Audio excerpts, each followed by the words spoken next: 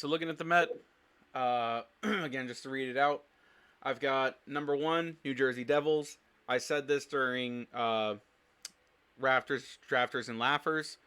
I think the Met is New Jersey's division to lose. I think that they're going to be the best team this year. They're young. Um, Best in the league, I don't know. I'll get back to you on that one. But they're young. They're exciting to watch. Um, they seem to play a really good game every time they play Pittsburgh, and they seem to bring that game to other teams as well. So I think they're going to be top of the division, or absolutely top of the Met. Um, don't know about top of the league, but it's a strong argument for. Second is going to be the Carolina Hurricanes, so I think that's going to shake out similar to this past season, just flipped. Because Carolina just, again, the way that they play under Rod Brindamore is just offensive onslaught after wave after wave after wave. And it is really tough to play against. Pretty much the opposite of the New York Islanders.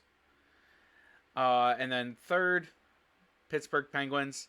Again, this is absolutely biased.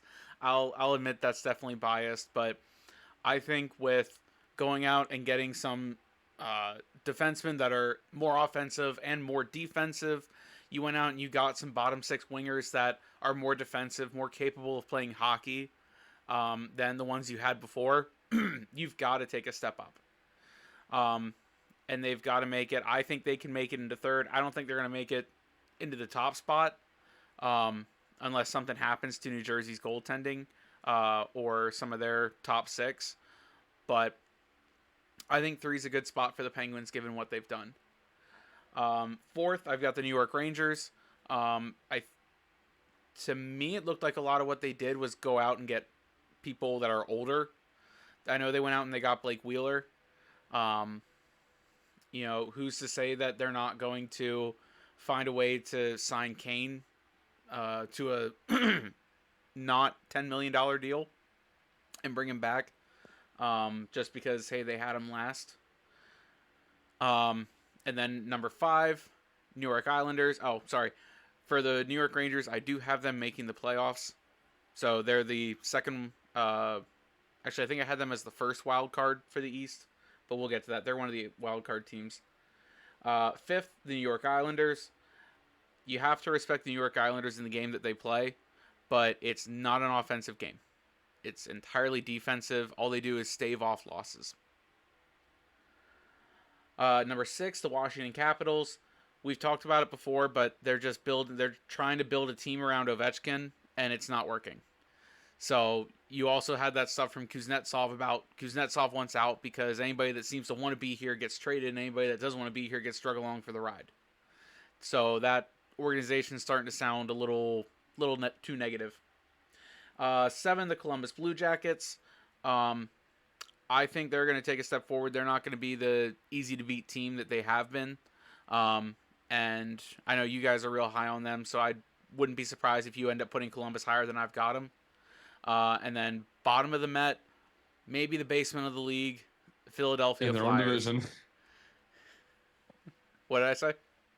I said in their own division. Oh yeah, in their own division, as basement dwellers. The Philadelphia Flyers. Bring in the new era of basement. Listen, right, I'm just looking at last year's standings, and Philly did finish 16 points ahead of Columbus. But anyway. I'll say it. Columbus is going to bridge that gap. Yeah, fair enough. So for my order, at least in terms of rankings, in my opinion, yes, I do think the Devils are going to finish one, but I think Carolina is a little bit closer than I think you're giving them credit for, Chris. If you told me right now that Carolina wins the Met, I'd believe it. They just won it this year. I do think that New Jersey is going to take another step forward after getting that. Well, I mean, because Carolina just won it by success. Yeah, Carolina just won it by what, like one or 2 points? 1 point. Yeah, that was it. Yeah, I think New Jersey's going to take that. I'm looking at the rankings from last year. I am using that to guide myself, but I'm not going just like, oh, it's going to be the same. It was 1 point, and it was the difference of Carolina had one more overtime loss. That was it. And that's like chump change at that point. Yeah. So either one of them can finish 1 or 2, and I will believe you. But I'm going to say for my rankings, I'm going to agree New Jersey 1, Carolina 2. I really like the whole team game that both teams are working with. I love the prospects that they have in New Jersey that are really up and coming. I just think that it's nothing but excitement out of Carolina and New Jersey. Either one of them could win a Stanley Cup any one of these coming years, and I would believe you. If you told me right now that this year New Jersey wins it and next year Carolina wins it, all right, cool. I'll believe it. I'll put $5 down right now. Call me Marty McFly in Back to the Future too. Anyway, so at number 3, I'm still gonna put the Rangers. I don't think, not necessarily that I don't think they're going to take a step back. I just don't think that anyone's going to push them out of their spot yet. At number 4, I'm going to have Pittsburgh. My path for Pittsburgh to the playoffs is one thing and one thing only. It's the wild card. That is it. That's my only opinion on how the Pittsburgh Penguins are going to pull it off this year. I just think that it's too top heavy in the Met for Pittsburgh to get in it any other way unless the Rangers have some kind of falling out and their offense just stops working, or their defense becomes a sieve, or you see Shesterkin either get hurt or look as bad and useful as a bag of bricks, which I don't think you're going to see that really happen. It's Shesterkin. But Pittsburgh, I think, is going to finish at 4. If they make it, they're going to be a wild card. Either wild card 1 or wild card 2. It doesn't matter in my mind. They're going to be in there, I think. Number 5, I think you're going to see the Islanders. I don't like their game in today's NHL. They need to get more offense. Number 6, I'm actually going to put Philly ahead of Washington. I'm going to say Philly at number 6 because I think that the Met is going to be a very bottom-heavy and very top-heavy division. I don't think they're going to be very good. Don't get me wrong. They could finish like 75 points again. It's going to be a nice like 25, 30-point gap between the bottom 4 and the top 4. It's going to be top 3 are all above 100. Number 4 and 5 are going to be in the 90s. Yeah. And everyone else is going to be sub 75, I think. But anyway, number 6, I'm going to put Philly just because I think that as you see the change in the guard in Philly's head office, it's going to trickle down throughout the season. I really like what Jones and Briere are doing already in Philadelphia. It is going to take some time, but as the non-Penguins perspective of it, I like Philly a lot more than I like Columbus going into just next year. Long-term success, I like Columbus more right now than Philly, but next year's competition, I like Philly.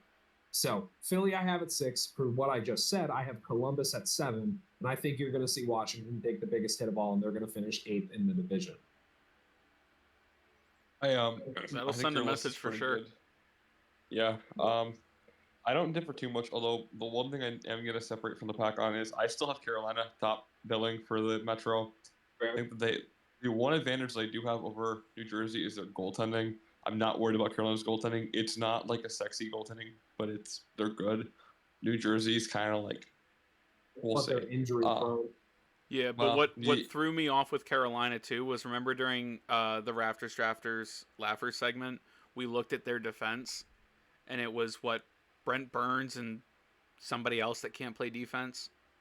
Tony D'Angelo. Look, yeah. But here's the thing: it doesn't really matter if you can score your way out of it. So. Anyways, I got Carolina's number 1.